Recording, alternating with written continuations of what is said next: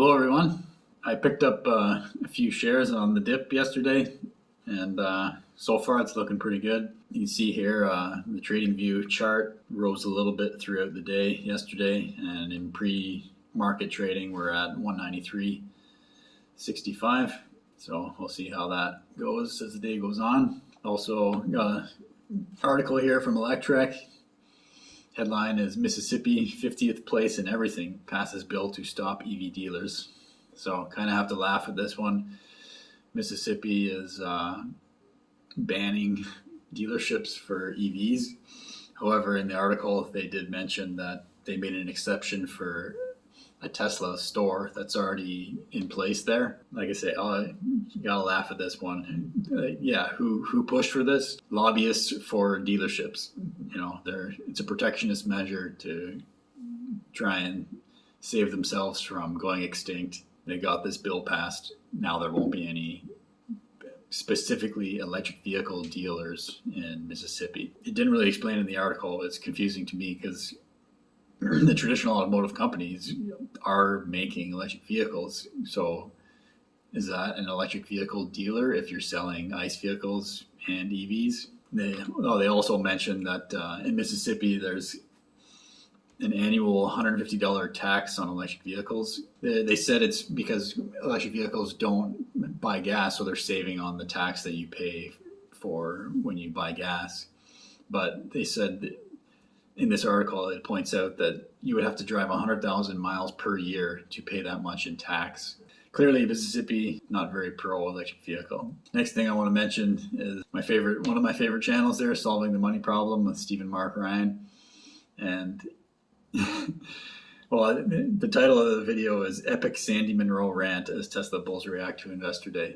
I'll put a link to it in the description. Stephen has a good video on it here, and it's kind of funny because they're at this event after Investor Day, and it's called some kind of bar, and a lot of them are having beers.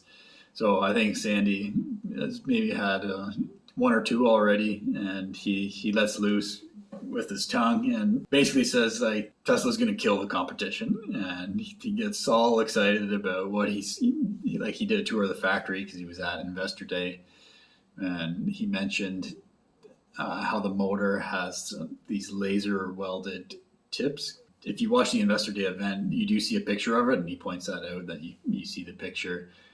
Well, I guess he was in the factory and they got a little closer look at what was going on there, and he's all excited about it. So this is their new drive unit, and that'll be in the next gen vehicle.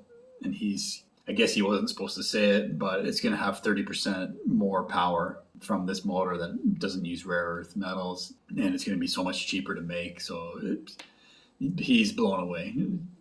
If you guys don't know Sandy Munro, he's the engineer of engineers. He worked for Ford like back in the 70s, I think.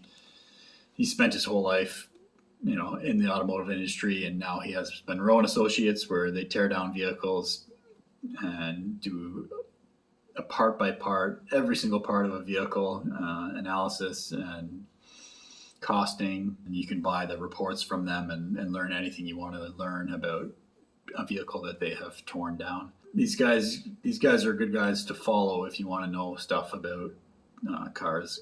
So yeah, pretty funny to see. Check it out if you want. Sandy Munro having a bit of a rant about how far Tesla is ahead of the competition, and a few beers, and he kept yelling out like, "Oh, I'm old, so I can say whatever I want." It's pretty funny. Yeah, he did say Tesla's going to crush the competition. So that's a good one there if you want to check it out. We'll put the link in the description.